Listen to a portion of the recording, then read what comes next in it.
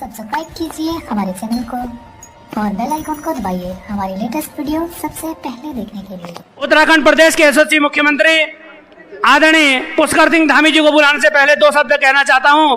कदम निरंतर चलते जिनके श्रम जिनका विराम है, विजय सुनिश्चित होती उनकी घोषित यह परिणाम है। आदरणीय मुख्यमंत्री जी, आपका सादर आमंत्रण।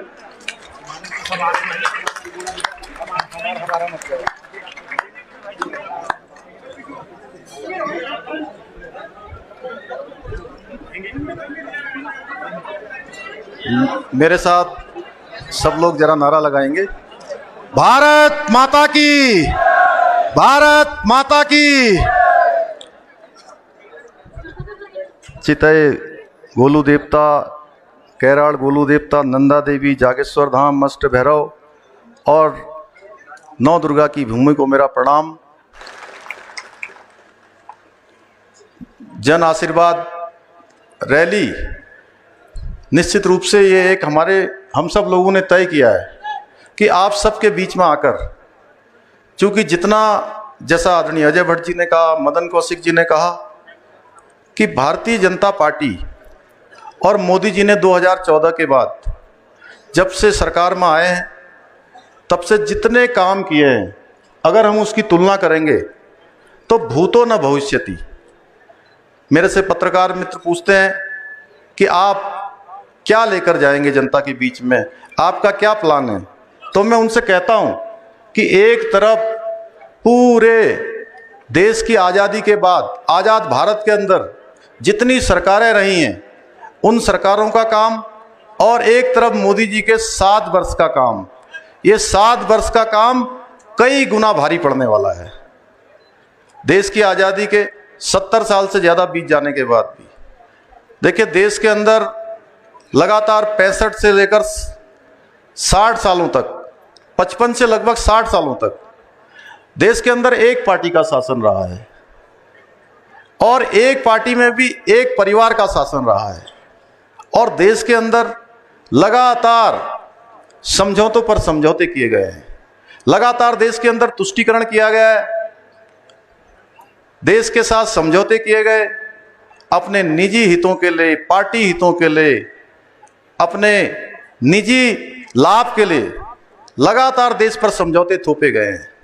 पहली बार देश के इतिहास में नरेंद्र मोदी जी के नेतृत्व में ऐसी सरकार आई जिसने कहा कि सबका साथ, सबका विकास और सबका विश्वास, इस आधार पर देश को आगे बढ़ाने का काम करेंगे। तुष्टीकरण किसी का नहीं होगा, सबके साथ न्याय होगा, इस आधार पर ये सरकार चल रही है।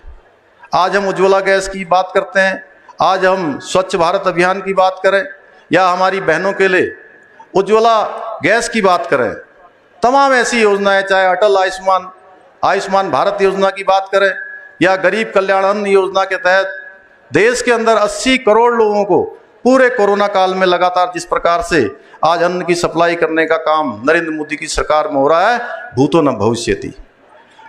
हमने भी तय किया है, मैंने मुख्य सेवक के रूप में 4 जुलाई 2021 को मैंने ये जिम्मेदारी मुझे संगठन के द्वारा दी गई, राष्ट्रीय नेतृत्व के द्वारा दी गई।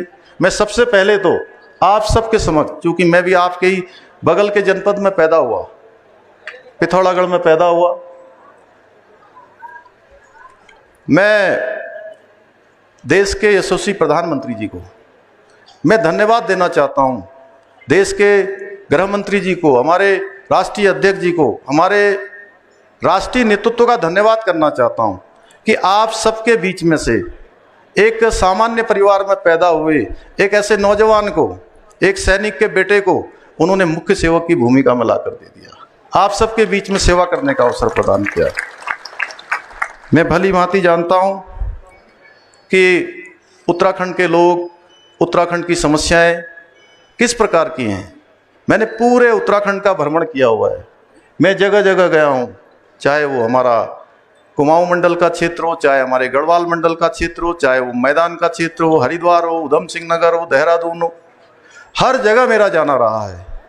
तो मैं आपको विश्वास दिलाना चाहता हूँ कि हमने कुछ लोगों का एजेंडा, बहुत सारे लोग कोई इधर से यात्रा निकाल रहे हैं, कोई उधर से यात्रा निकाल रहे हैं, मैं उनका नाम भी नहीं लेना चाहता हूँ।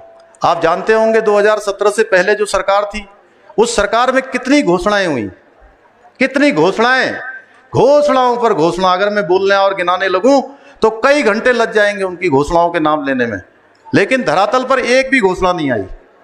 और हमने जब से सरकार में काम करना शुरू किया, अगर पिछले 4.5 सालों का कार्यकाल देखें या मेरे इन 60 दिनों का कार्यकाल देख लीजिए, हमने कहा है जितने भी हमने फैसले लिए हैं, एक भी घोषणा ऐसी नहीं होगी जिसका शासनादेश नहीं निकलेगा। सारी की सारी शासनादेश निकलेंगे, सारी धरातल पर आएंगी। और हमने उसके लिए बिल्कुल एक टाइम बाउंड किया हुआ है।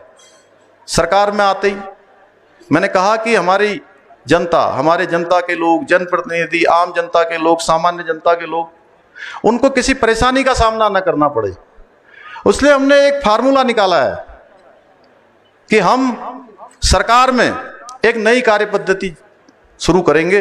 वो कार्य पद्धति है हमारी, हम सबसे पहले हमारे पास कोई समस्या आएगी तो हम उसका सरलीकरण करेंगे। मैं अपने इस जिले के डीएम साहिबा से भी कहना चाहता हूँ, हमारे पुलिस के डीआईजी हैं, एसपी हैं, सभी से कहना चाहता हूँ कि हमने तय किया है कि हम सरलीकरण करेंगे। सबसे पहले अगर हमारे पास कोई भी समस्या आएगी तो उसका हम सरलीकरण करेंगे। यानी अगर कठिन समस्या भी हमारे पास आती है तो उसका भी हम समाधान निकालने के लिए उसका सरलीकरण करेंगे, और दूसरे नंबर पर हम उसका समाधान करेंगे। यानी कि हमारा मन और हमारा मस्तिष्क इस बात के लिए दर्द लेगा, इस बात के लिए हम चिंतित होंगे, इस बात के लिए हम चिंतन करेंगे, मंथन करेंगे और रास्ता निकालने का प्रयास करेंगे कि सरलीकरण के बाद समाधान करेंगे और तीसरे नंबर पर हम उसका निस्तारण करेंगे।